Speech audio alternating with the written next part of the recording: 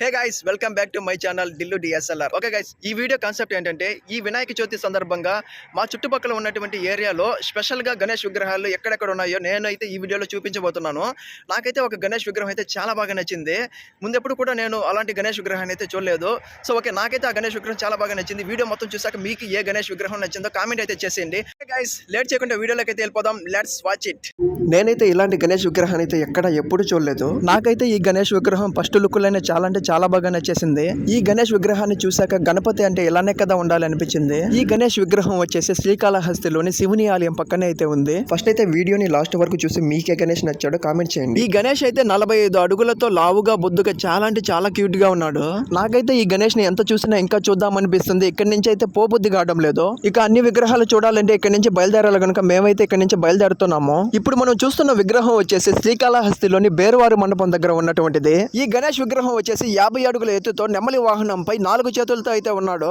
ప్రతి సంవత్సరం ప్రతి ఫెస్టివల్ కి ఇక్కడ గణేష్ ని చాలా ఎత్తుగా అయితే పెడతారు. ఆ మండపం ఎంత హైట్ అయితే ఉందో గణేష్ విగ్రహాన్ని కూడా అంత హైట్ పెడతారు. ప్రెసెంట్ ఈ గణేష్ దగ్గర భక్తులకు ప్రసాదం పెట్టే కార్యక్రమంలో అయితే ఉన్నారు. వెళ్తూ ఆ గణేష్ తో ఒక సెల్ఫీ వీడియో తీసుకుని అయితే బయలుదేరేసాను. నెక్స్ట్ గణేష్ దగ్గరికి వెళ్లే ముందు మన వీడియోస్ కొత్తగా చూస్తున్న వాళ్ళు ఎవరన్నా ఉంటే మన ఛానల్ ని సబ్స్క్రైబ్ చేసేయండి. ఈ గణేష్ విగ్రహం వచ్చేసి శ్రీకాళహస్తిలోని పెళ్లి మండపం దగ్గరది. ఈ గణేష్ వచ్చేసి 5 తలల గణపతి అలాగే 5 తలల నాగుపాం పడకతే అయితే ఉన్నాడు. ఈ గణేష్ కూడా 45 ఫీట్స్ అయితే ఉన్నాడు. ప్రతి సంవత్సరం ఇక్కడ కొత్తగా క్రియేటివ్ గా అయితే చేస్తుంటారు. ఈసారి కూడా ఏదో కొత్తగా క్రియేటివ్ గా అయితే చేస్తున్నారు. చూసేద్దాం రండి. లక్ష్మీ నరసింహస్వామి హిరణ్యకశపుడిని తన తొడ మీద పెట్టుకుని పొట్ట చీల్చిన స్టోరీ మనందరికీ తెలిసిందే. సో అలాంటి ఉగ్ర రూపాన్ని గణేష్ రూపంలో ఇక్కడైతే క్రియేటివ్ చేసి చూపించడం జరిగింది. సో ఈ క్రియేటివ్నెస్ నాకు కూడా బాగానే నచ్చింది. ఇప్పుడు నేను చూపిస్తున్న గణేష్ విగ్రహాలన్నీ కూడా శ్రీకాళహస్తి ఏరియాకి సంబంధించినవే. ఈ గణేష్ యొక్క స్పెషల్ ఏంటంటే బ్యాక్గ్రౌండ్ మొత్తం పాతాళ లోకంలో క్రియేట్ చేసి పాతాళ లోకంలో నంది మీద కూర్చున్నటువంటి గణేష్ లా క్రియేట్ చేశారు. అది కూడా 4 చేతులతో ఒక చేతిలో సూలం పట్టుకుని స్టిల్ అయితే అదిరిపోయింది బా. ఈ గణేష్ వచ్చేసి శ్రీకాళహస్తిలోని దర్గామెట్కి సంబంధించింది. ఈ గణేష్ యొక్క స్పెషల్ వచ్చేసి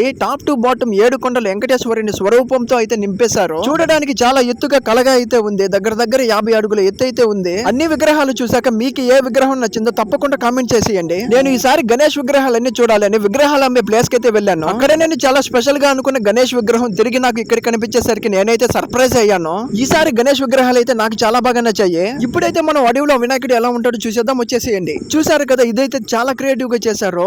బ్యాక్గ్రౌండ్ మొత్తం పక్షులు జంతువులు చెట్లతో నిండిపోయి ఉంది.